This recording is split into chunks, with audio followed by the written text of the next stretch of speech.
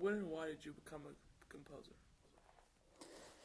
Let's see. I really decided officially to sort of make a go of it when I was 23, because I was through with getting my undergraduate degree. I got a BA in music, and I was going on to graduate school, and I thought, I might want to do this for a living, if I could make a living at it.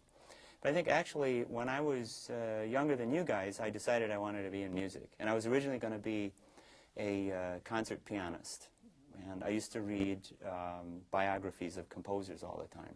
I particularly read about how they died. I don't know why I was interested in that, but it was always like, either lying in a gutter someplace in Paris or from some dreadful disease. And it always seemed like they didn't just sort of die, they always died sort of strange deaths. Not always true, of course, but if you know about, Mozart died when he was 35, and Schubert when he was 32, and Beethoven when he was 54. Debussy, I think, was in his 50s, and, sometimes they didn't live long lives, and sometimes they were filled with some sort of tragedy and whatever. And I just thought they were, in a way, sort of pathetic, tragic characters.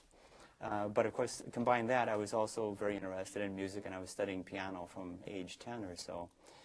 So I just, after writing through high school and sort of dabbling in it, I was pretty interested the whole time. Eventually, in my 20s, I decided to get serious about it and went on to graduate school. And then when I got out of graduate school, I decided I'll just keep composing, and that's what I've been doing. But I like the lifestyle because it allows me to get up every day and work in my house. I have a grand piano in one room downstairs with a bunch of my books on poetry and music and stuff like that. And I have breakfast and get a cup of coffee or a cup of tea and just dig in on the next project and just write. So, I mean, it's kind of fun. I think you can get up and just sort of write music. And it's not a casual type of thing, though. You work at it every day the same way a lawyer would work at a job every day, or a physician or carpenter or whatever, and the more you work at it, the better you get.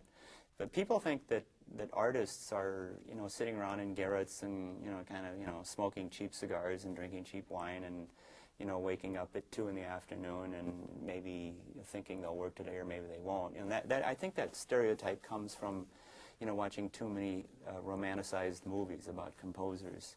And there are, there are examples of us like that, but so many composers I know are very disciplined, and people are always curious to find out that, we get up and we work every day. Some people, I have friends who work really well after 3 in the afternoon, and they'll work till midnight or 2, and then they sleep till 11, Okay, well, that's not your routine, regular 9-to-5 job, but they still are very disciplined about how they work. They just have different times that they work, and partly that comes from where they feel they're most effective. I'm most creative in the morning, and also late at night, which doesn't help because it means I get up early and I stay up late. But